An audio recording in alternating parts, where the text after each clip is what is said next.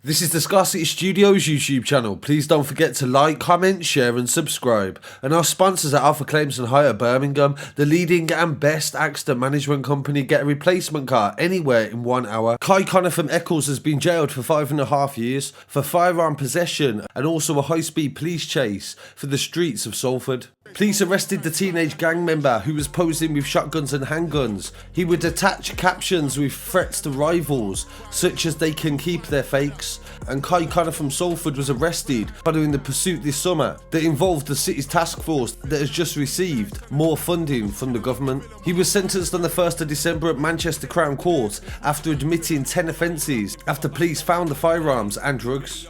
The police launched the investigation in the middle of summer and it was led by Swinton CID.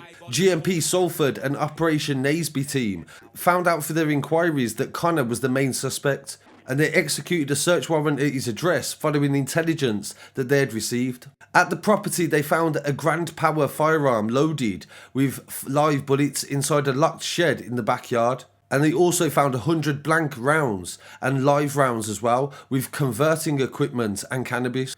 Connor was not at the property at the time, but police continued to make inquiries based on the evidence that they found at the address. And this is definitely a reflection of how this generation are obsessed with online acceptance and also boasting via social media. The police can retrieve information from applications like Snapchat, WhatsApp, and a lot of the time as well, Telegram. As recent revelations revealed in regard to the secrecy of these social media applications.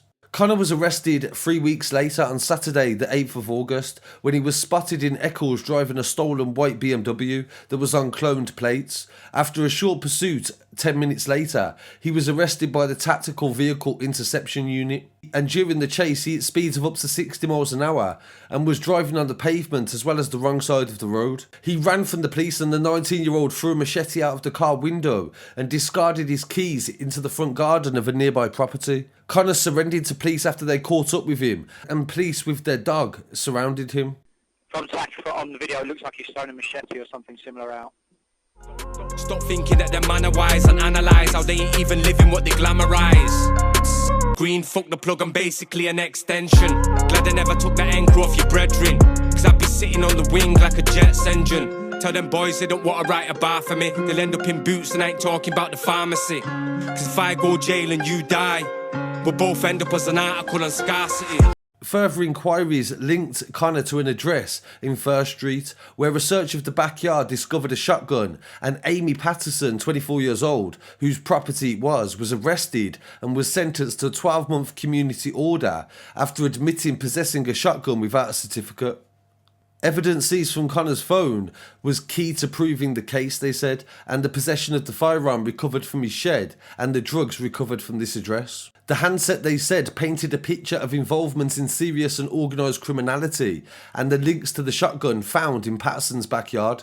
So Amy was very lucky to have gotten away with that sort of sentence, being as the gun was connected to her in some sort of knowledgeable way. Connor was also charged with dangerous driving, handling stolen goods, possession of an offensive weapon, possession of a shotgun, possession of a Section 5 firearm and possession of Class B drugs. So that is a lot of offences to have got at his young age. He's going to spend a couple of years in prison and hopefully he does sort his life out when he does come out, but at the same time this isn't always the case, and nowadays sometimes social media can encourage people to share a bit too much information to the public. So as I said before, I've covered Operation Naseby on the channel and also the fact of social media influencing how people share their gangster lifestyles to others as well. This will only ever end up getting you into more serious trouble. In another case from Operation Naseby this week, a man has been jailed after police found £200,000 inside a Cops and Robbers themed fruit machine inside his house. The drug dealer from Salford had £190,000 inside there, and Class A drugs were also found inside the fruit machine. And he's been jailed for 5 years after the police raided Anthony Stevenson, who's 34 years old, in Greater Manchester several months ago. He has been jailed on the 2nd of December 2021, just several days before his 35th birthday, after admitting possessing cocaine with intent to supply and also money laundering. The result followed the execution of 3 warrants in connection to Operation Naseby, that is the Salford Task Force, and it is dedicated to disrupting and dismantling the city's organised crime gangs. In June, addresses in Old School Court, Mitchison Gardens and his home address of Westwood Crescent were raided by police. Stevenson was subsequently arrested and taken into custody, and at Manchester and Salford Magistrates Court the day after, he admitted the offences that were put before him. He has now been sentenced to a total of 5 years in jail, 3 years and 4 months for possession of cocaine and 8 months for money laundering. And due to the success of the operation, Naseby has been given another £100,000 in funding by the government. And in some other news coming from Rochdale in relation to gang wars that are going on there, police have arrested 18 people and they've charged 10 with attempted murder and other offences. Earlier today, Rochdale District and colleagues from Greater Manchester Police carried out a strike on a number of addresses in order to arrest several individuals for a number of extremely violent offences connected to organised crime.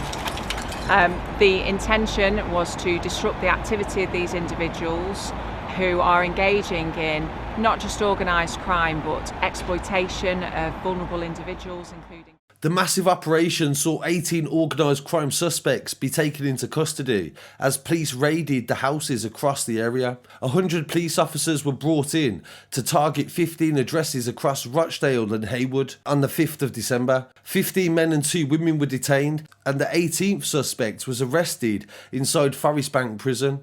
The dozen-plus doors were targeted as part of Operation Chicago, a wide-ranging investigation spearheaded by detectives in the area and the Challenger team that is associated to battling organised crime. Investigators have said that there was various violent incidents involving 2 feuding groups in the local area, and they have arrested people for conspiracy to murder, violent disorder, possession of weapons, supplying Class A and B drugs. A 25-year-old woman was also arrested for malicious communications and also exploitation of a child. A 36-year-old woman was arrested for conspiracy to supply drugs, and visits are being conducted by police in partnership with Rochdale Borough Council. And several more arrests were made on Tuesday the 7th of December, people that they believe were involved in these exchanges of violence. And following the arrests as well, they've charged 10 people with various different offences as well. The list of the people that have been charged is available on the website because there's just too many offences to read out. That's a roundup of news that is available on the website today, and I really appreciate it if you join me there and leave some feedback as well. And thank you to everyone that has viewed the website. I've nearly got 1 million views since it's been created only a few months ago, so thank you. Don't forget to follow online as well at scarcitystudios.com and Scarcity on Facebook, Instagram, Twitter and TikTok, and I'll be back again very shortly with some more news. Peace.